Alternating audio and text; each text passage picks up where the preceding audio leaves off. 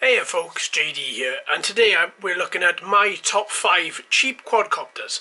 So these are the quadcopters that we've been looking at over the past 12 months, and because recently I just got to thinking, what if somebody wants to start flying quadcopters but doesn't want to pay £200, £300, £400? So what we're going to do, we're going to look at the top 5 under £50 quadcopters and see exactly what we have inside here. So the first one is the JJRC H97.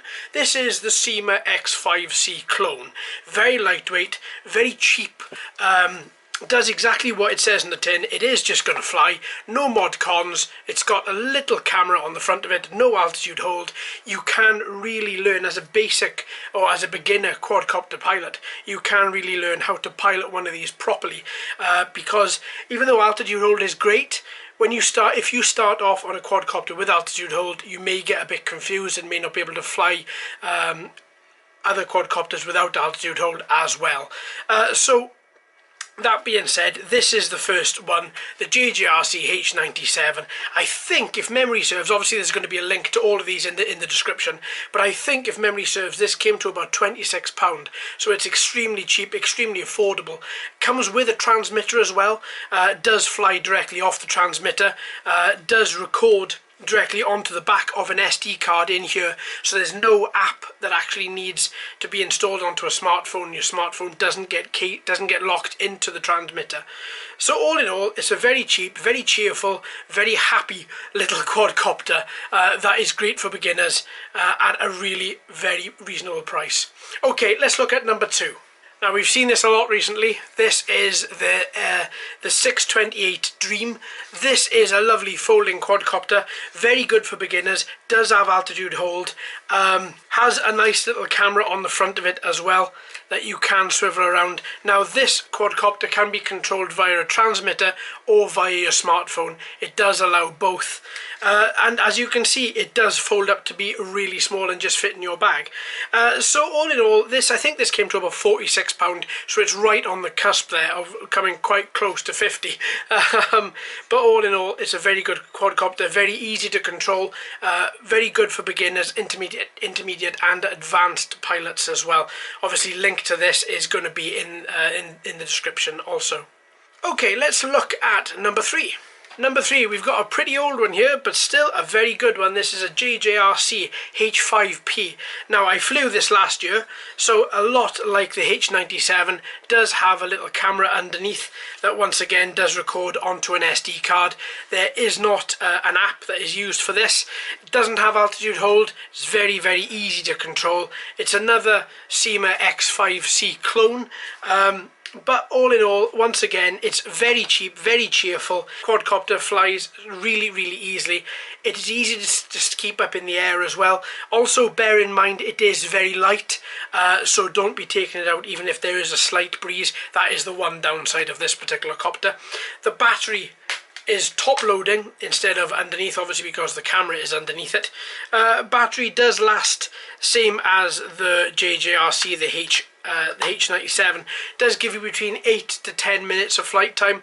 If I remember correctly, this guy came with 2 batteries, so that is a plus point as well. So this has been the JJRC H5P. Okay, let's look at number 4. Number 4, this is the Syma X5C. So we've seen the 2 clones which have cloned themselves off this. This is the real article. So this one is quite old. I think it's around about one of my oldest quadcopters that I still have. This has fallen out of the sky, it's hit trees, it's landed on concrete. I think at one point as well it even hit me at the back of the head, but that was quite a trick. And it's managed to be repaired every single time. I've replaced these little cogs in the bottom of it as well a few times. I do keep them oiled a little bit as well, just to ensure they're working well. Comes with a little camera once again with an SD card slot in the back, so you don't need an application on your smartphone to record from this. It's all done from the transmitter. One downside of this particular quadcopter though is that the battery is under here, so you've got to really push back on the camera to put the battery in, but you don't really get a lot of space to plug the battery into the bottom right there. So that can be a little bit tricky.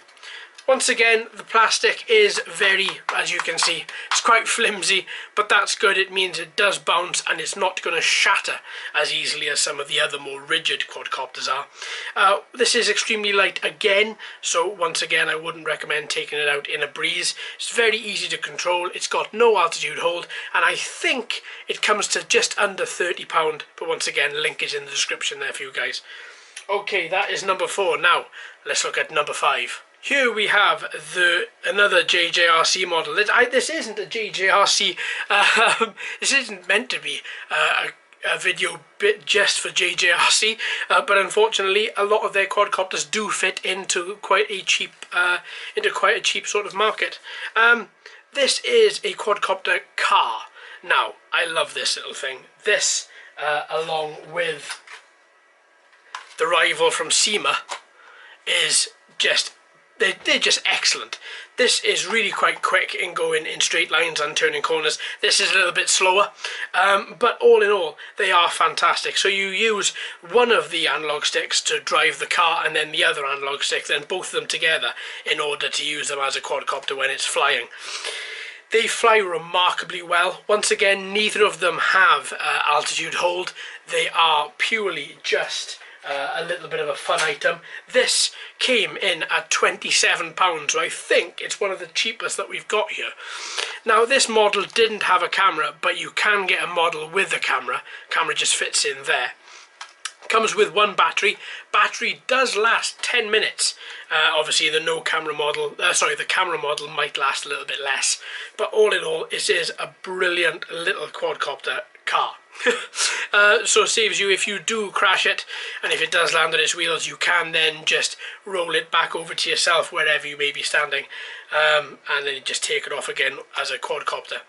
Brilliant little invention there. Alright, so my table is quite small. Let's fit on here as many as we possibly can. So we've got the JJRC quadcopter car, we've got the H97, we've got the 628 Dream, we've got the JJRC H5P, and we've also got the one that started all these clones. We've got the Syma X5C. So all in all, these are, if you're thinking of starting out flying quadcopters, if you don't know where to begin, because there are just so many different quadcopters out there to buy, then you may want to start looking at one of these. So all the links to all of these are in the descriptions. You can also find on this channel as well all the flight test videos of all of these quadcopters as well. Should you don't know which one flies compared to another, they're all on there. So I hope this has given you some sort of little bit of an idea of where to start if you're looking at a cheap quadcopter, don't know if it's your thing, just want to get started. This would be a good place to start. So there we are, folks. Thanks ever so much for watching and listening. I've been JD, you've been fantastic as always. If you haven't already, please subscribe. Hello and welcome to all the new subscribers. I hope you're enjoying the channel. So until next time, my friends, happy flying.